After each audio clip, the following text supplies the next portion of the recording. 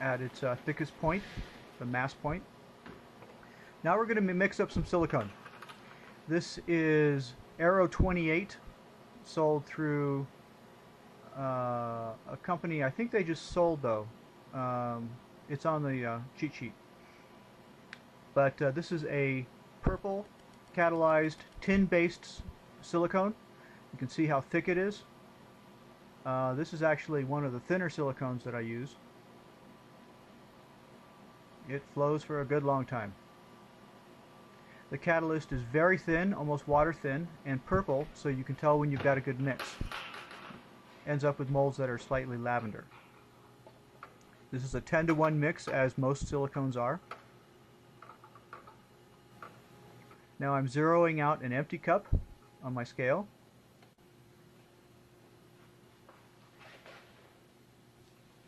Blink. And now I'm putting the cup of poured silicone in there. And getting a measurement. Looks like it's coming in around 65, maybe 75. So what I'm going to do is add 7.5 to the total. So when it reaches that point, I know I've got enough catalyst in there. I actually put it about a gram short so that when it starts to move, I don't overfill it. I'd rather end up with a little more catalyst at the end of the day than not enough.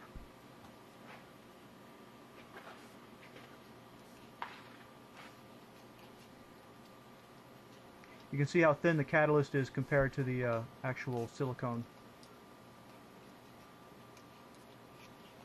Mixing this stuff's a little tricky because it starts ending up looking like brains or something like that. See, that's not even near mixed enough. So I'll double my efforts. You'll notice that the silicone really doesn't stick to the sides when it's not mixed enough. When it starts sticking to the sides, you've basically mixed enough of the catalyst into it. And a general rule of thumb is when you think you've mixed it enough, mix it a little more. Scrape the sides again. Get all that material from the bottom that might not be mixed correctly, and get that into the up into the rest of the resin.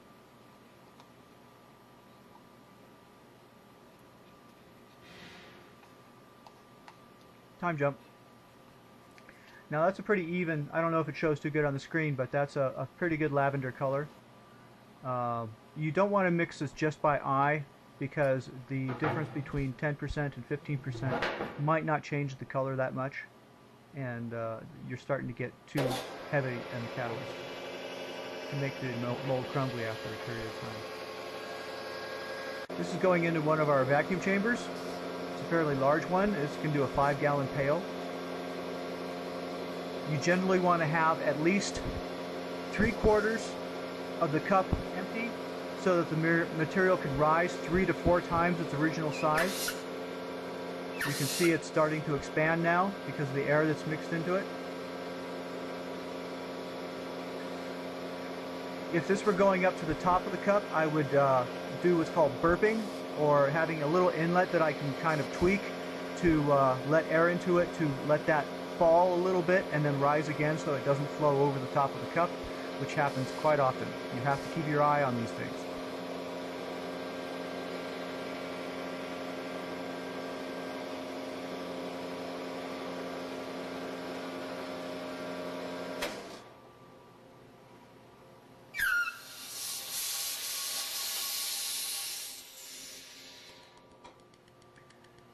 You'll know you've done it enough when the material rises up and falls. Sometimes it'll do it twice. It'll rise up again and then fall again.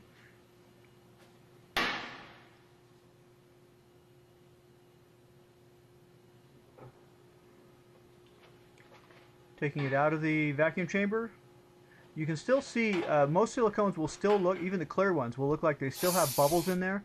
But sometimes those aren't actual air. Sometimes they're just voids, and they will generally go away. They'll either rise to the top or Now I'm using an air blaster just to blast the top of that to get rid of some of those bubbles. See, it still looks like there's a lot of bubbles in there, but when this mold's done, you won't see any.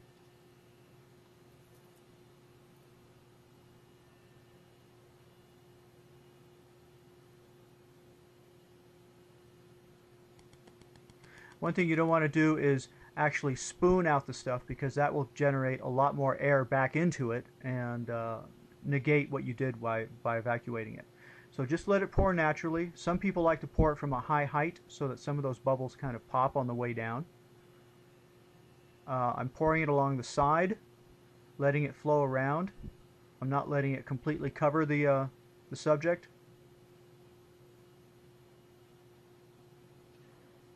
Let the material flow at the speed it's going to encapsulate it.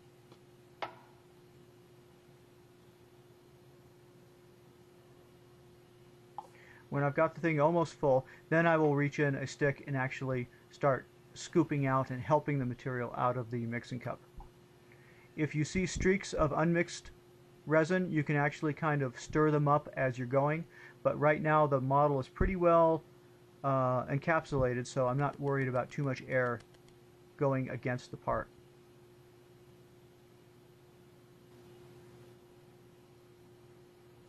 This stuff has a very slow cure time. It will take probably 6 to 8 hours for it to cure completely. You can speed some of these silicones up with a little heat.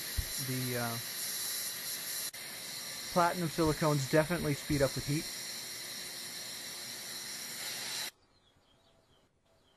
You can actually cast flat panels of detail and then wrap them around poles, cylinders, PVC pipe, and actually get some pretty neat shapes that way if you needed to do some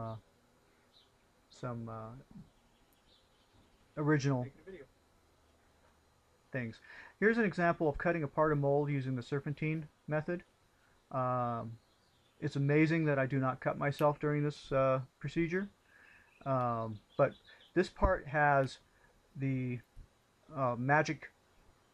Scotch Magic tape, transparent tape, cutting off, making shutoffs on some of those through ports, and then also going slightly around it. So basically, I only need to cut to the tape. Not long at all.